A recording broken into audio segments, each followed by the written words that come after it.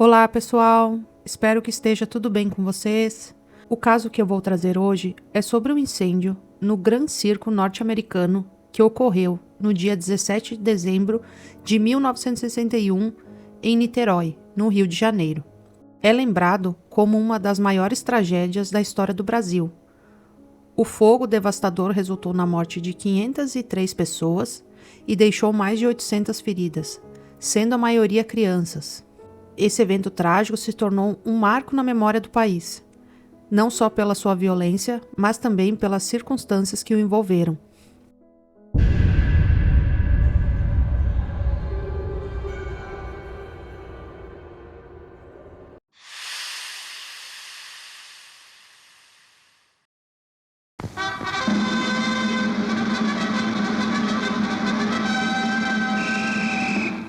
O Gran Circus norte-americano foi anunciado como o maior e mais completo circo da América Latina.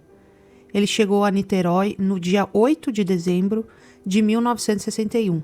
Ele foi montado na Praça do Expedicionário, no centro da cidade. O circo contava com 60 artistas, 20 funcionários e 150 animais que hoje, felizmente, não são mais permitidos em apresentações. Seu mastro principal tinha 17 metros de altura e a lona, que era considerada a mais moderna na época, era feita de nylon e pesava 6 toneladas. O circo anunciava sua chegada à cidade, com um grande desfile pelas ruas, no qual os artistas faziam pequenas demonstrações e divulgavam as apresentações que o Gran Circus norte-americano traria. Esse evento atraiu um grande número de espectadores, resultando na venda de 2.800 ingressos e na distribuição de 300 convites. O dono do circo, Danilo Stevanovic, era natural de Cacequi, no Rio Grande do Sul, e fazia parte de uma família com 7 irmãos, todos envolvidos na gestão de uma rede de circos. Em cada cidade onde o circo se apresentava, Danilo contratava trabalhadores locais para ajudar na montagem. Em Niterói não foi diferente.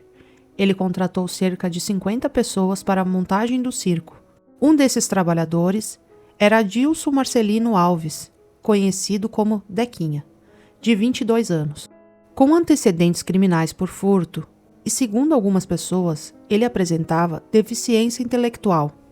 Dequinha trabalhou por 2 dias, mas foi demitido após quebrar alguns objetos. Revoltado, ele passou a rondar as imediações do circo, alegando que recebeu um pagamento menor do que foi combinado. Na noite do dia 15 de dezembro, uma semana após a chegada do circo à cidade, ocorreu a estreia do grande espetáculo.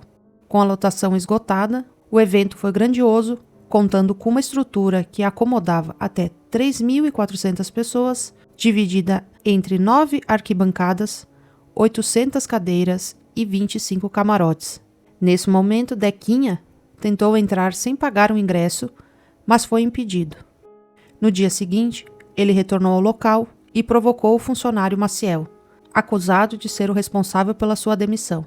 A situação culminou em uma agressão física entre ambos e, furioso, Dequinha jurou que se vingaria.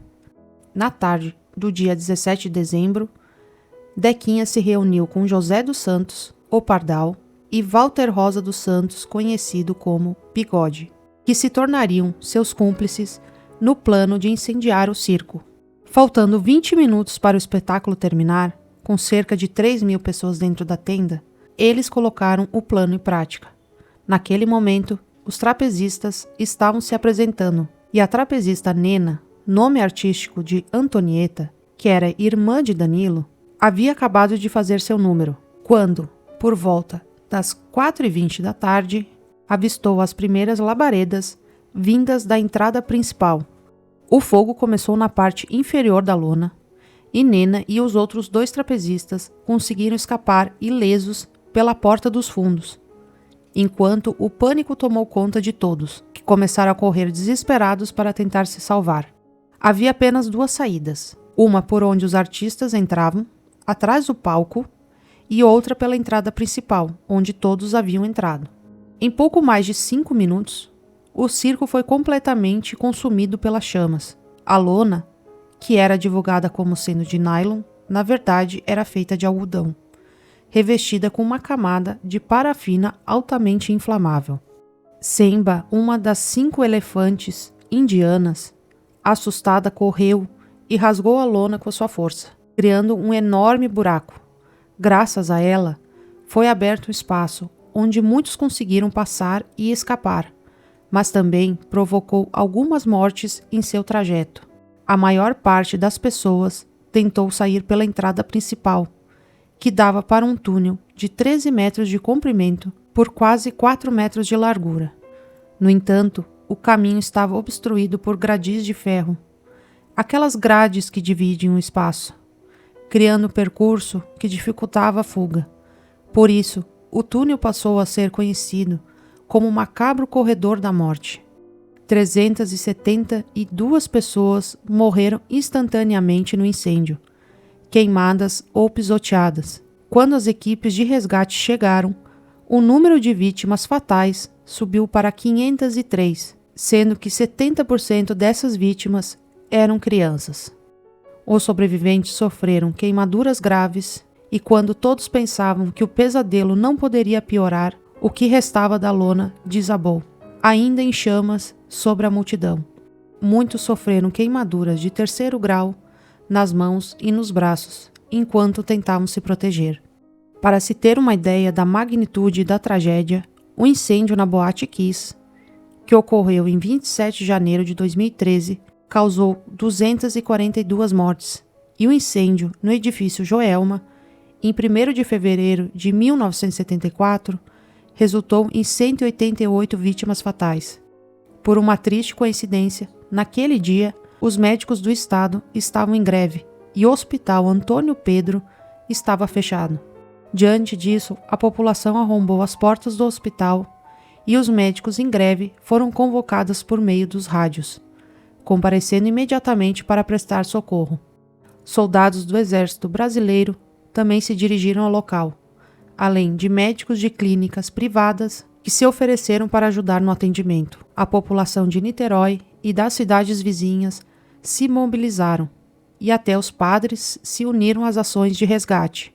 O governador Celso Peçanha solicitou a ajuda de todos os marceneiros de Niterói e o estádio Caio Martins foi transformado em uma oficina para a fabricação urgente de caixões. Em pouco tempo, o cemitério de Niterói ficou superlotado e um novo local foi improvisado em uma área rural de São Gonçalo, que passou a ser usado como cemitério para enterrar os corpos restantes. A suspeita da polícia recaiu sobre Dequinha, um dos 50 operários contratados para ajudar na montagem do circo. Com base no depoimento de funcionários que testemunharam as ameaças feitas por Dequinha, ele foi preso no dia 22 de dezembro de 1961, juntamente com seus cúmplices, Bigode e Pardal. Em seu depoimento à polícia, Dequinha confessou ter ateado fogo à lona. Ele disse: "Se eu soubesse que iria morrer tanta gente, não teria feito o que fiz." Por outro lado, algumas especulações surgiram, sugerindo que o incêndio poderia ter sido causado por algum problema elétrico, já que não houve fiscalização adequada. Além disso, não foi o primeiro circo da família Stevanovic a pegar fogo. O circo Buffalo Bill e o circo Shangri-La também haviam sido destruídos pela chama em 1951 e 1952, ambos no Rio de Janeiro. Na época, saiu uma reportagem falando sobre o circo Shangri-La. O circo Shangri-La era de propriedade dos irmãos Stevanovic, por coincidência, também proprietários do circo Buffalo Bill, que, há tempos, incendiou-se nesse mesmo local e justamente na mesma hora. Eles também falam. Diversas pessoas que assistiram o início do fogo, entre as quais o Sr. Antônio Ferreira, diz que por acaso estava olhando para o edifício, quando viu que um lance acima da primeira coluna, ele viu chamas sobre a lona do circo. Uma bucha em chamas caiu sobre a lona do circo. Instantes depois se levantava uma enorme chama.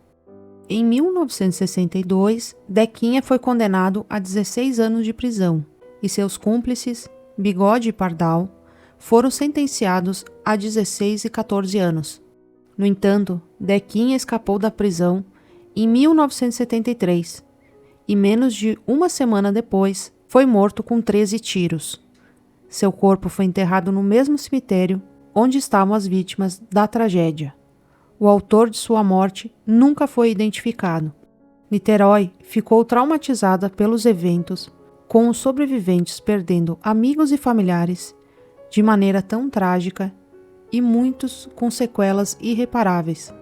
A cidade só voltou a assistir a um espetáculo de circo em 1975, 14 anos após a tragédia. A tragédia do Grand Circus norte-americano é lembrada até hoje como uma das maiores catástrofes da história do Brasil, especialmente pela brutalidade do crime e pelo sofrimento das vítimas, muitas das quais eram crianças que estavam ali para se divertir. Esse evento também levanta questões importantes sobre a segurança em eventos públicos e o impacto devastador de uma vingança pessoal em uma tragédia em massa. Então esse foi o vídeo de hoje. Não esqueçam de se inscrever e curtir o vídeo. Se cuidem e até logo!